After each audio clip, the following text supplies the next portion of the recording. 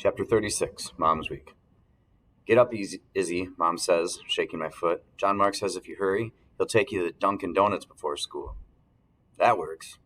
It feels like a hide in your hoodie because it's chilly kind of morning. I toss the covers back, hoping my Ohio State sweatshirt's clean.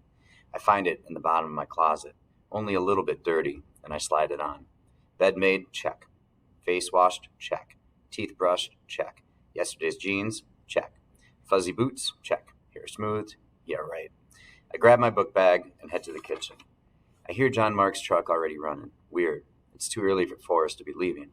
I warmed it up for you, Izzy, he says, reading my mind. If we hurry, we can beat the lines. He must really want Boston cream. I give Mom a hug goodbye and dash out to the chilly morning. John Mark seems agitated and distracted as he drives. He doesn't even turn on the radio. He doesn't even look for other big trucks. He rolls into Dunkin' Donuts parking lot, then, oddly, pulls into a space instead of the drive-thru. He leaves the motor running, revving it a little as he rubs his hands over his face, up and down, up and down. Do you want me to go in and order? I ask, a little mystified. Are you okay? I've never seen him act like this before. He looks scared. John Mark takes a deep breath, then looks at me. I'm fine, Izzy, really, he says. I just wanted to talk to you alone for a few minutes. When a grown-up says that, it's never a good thing. Why? I ask. His face is growing pinker by the second. I'm waiting for him to say more. I touch my phone in my hoodie pocket, just in case he's having a heart attack, and I have to call 911. John Mark, you're kind of freaking me out, I whisper when he still doesn't say anything. And I'm going to be late for school, I add, even though I know we're early. He exhales loudly. I'm sorry, Izzy. I just wanted to talk to you about your mom.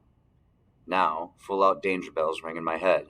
What's wrong with Mom? Is she sick? Is she dying? I'm instantly terrified. Please don't let anything be wrong with my mom. Another part of my brain is praying crazily. No. I'm sorry, kiddo. I didn't mean to scare you. It's nothing like that. It's just... What? I practically scream. What? He goes redder still, then blurts out. I want to ask her to marry me, but wanted to ask you first. So that's what I'm doing. I'm asking you. Would you be okay with that? He gulps. Do you think she'll say yes? He ducks his head almost like he's shy, and he's asking me if it's okay. I'm messing this up, he says, rubbing his face again. Okay. This is what I want to say. Would you allow me the honor of being your stepdad? He's now so red, I'm sure he's going to have a heart attack. But I'm also so relieved I almost wet my pants. Is that it? My really clever response. Not. He jerks his head up and laughs. I'm sorry. I've just never been this nervous before. I open the door of the truck and hop out. I'm going into Dunkin' Donuts, and I'm going to order a large coffee for you and a cinnamon bun for me. Get yourself together, I say, then stick my tongue out at him. When I get back, we're going to start planning a wedding. John Mark tosses me a $20 bill. Wow, he really is feeling some kind of way today. His smile is kind of like Darren's when a girl he likes says she'll go to the game with him. All cheese. I run in the shop, order an extra large coffee, a strawberry frosted, and a blueberry muffin for him. For me, I pick out the biggest cinnamon bun in the case, plus an extra large chocolate milk. I deserve it. I stand by the door for a second, drinks and bags balanced carefully in my arms. The lady, who's clearly in a hurry, brushes past me, rushing to get out. I let her go by, because what John Mark just told me is slowly sinking in. He wants to marry Mom. He wants to marry my mom. This is going to change everything, or will it? I take a deep breath, then head out to the truck. John Mark seems calmer, breathing almost normally, but he has not turned on the radio, so he's still a little freaked out. We sip our drinks and munch on our pastries as if our minds weren't churning with unspoken questions. When he downs the last of his coffee, he crushes the coffee cup with his hand, starts the truck with a roar, and backs out slowly. It's still very early, a full 20 minutes before we usually arrive at school. You sure you're on board with this? He asks as he pulls out of the parking lot. I smile as brightly as I can. I lick the icing off my fingers and sip the last of my chocolate milk slowly. Ever so slowly. Then I tell him, yep, go for it. She deserves a little happy in her life. I'm going to ask her real soon, he tells me. At Waffle House. You think that's okay? He's tapping his fingers on the steering wheel. I think he's terrified. Judy and Lucille and Mariah will love that, I tell him. It's true. I know they'll go all crazy and get excited. It'll be a day at the Waffle House. It will be a day that Waffle House will never forget. Then it hits me. What about Mom? Will she want a marriage proposal inside a black and yellow checkerboard decorated diner? And then what happens? My brain starts pinging with questions. Will we move to a new house? Will we start doing everything together? The grocery store, the movies, as a threesome all the time? And suddenly I have a vision of us as a new family. White mom, white dad, and me, the one who people take a quick second glance at when we sit together in a restaurant. As soon as Mom changes her name from Thornton to Metzger, I'm officially going to be the outsider. Ugh. John Mark's fingers are finally relaxing on the steering wheel. I'm kind of thinking the steering wheel is glad about that. Bizarre, I know. Well, good for him, I finally decide. He's still nervous. I can tell by how he's chattering about the weather, which is cloudy, and the traffic, which is light. He manages to get me into school on time, early even. How can something so momentous happen and I still get to school on time? Chapter 37, Exchange Day. This Sunday, it's Mom and I who are late for the great exchange. Real late. Mom's car is an ancient Chevy, built back in the 90s, I think. It would be cool if she fixed it up like an antique, but it's just plain old. And even though I remind her when I think about it, the car is way overdue for an oil change and a tune-up.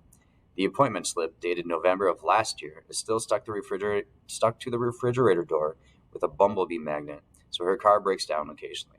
Today is one of those days. She's driving. John Mark's truck is in the shop. The car coughs, then farts, then stops. She rolls it to the side of the street. Looks like we're going to have a bit of an auto adventure, she tells us. John Mark gets out his phone. I'll call AAA, but it'll take them forever to show up. Mom catches my eye with a gleam in hers and says with sass, "Don't worry, I got this." John Mark looks at her with a prove-it face.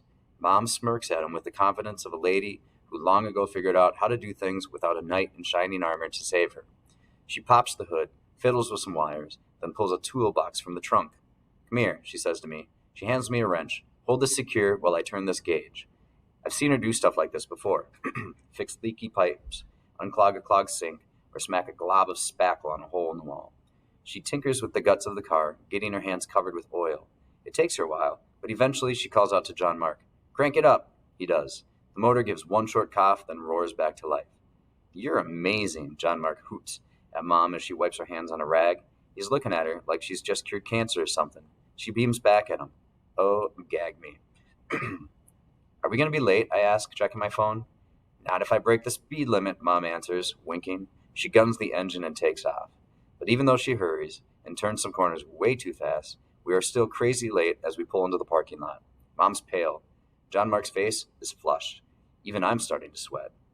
Then I spy Dad's Mercedes, parked 2 cars over. Dad's sitting inside. Excuse me. This is not going to be good.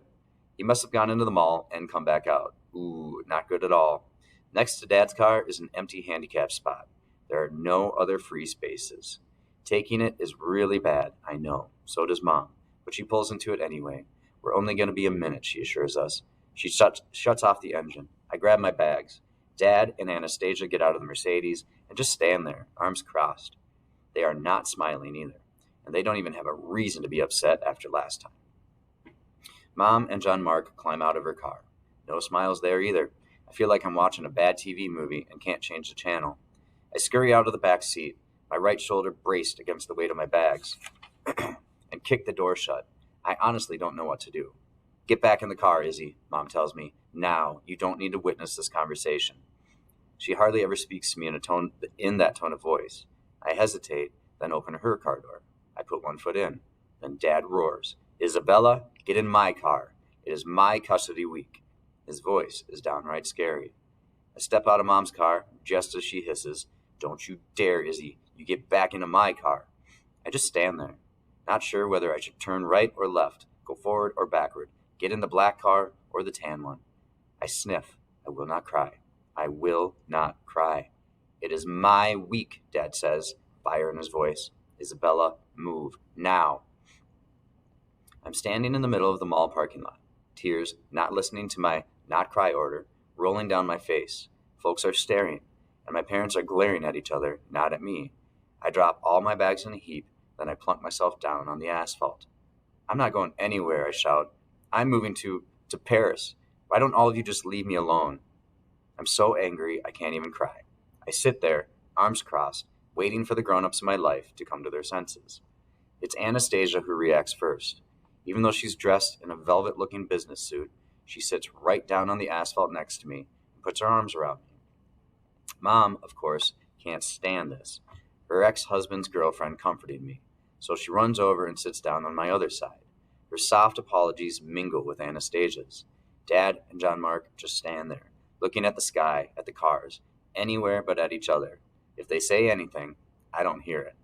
Finally, my two moms, yep, I said it, each take an arm, lift me up and brush me off, and while Anastasia smooths my hair, Mom gathers my bags and places them carefully in the back seat of Dad's car. Then she walks back over to me and hugs me so tight I almost lose my breath. When she lets go, her eyes are filled with tears. She then does the unimaginable. She walks over to Anastasia, arms outstretched. The two women embrace.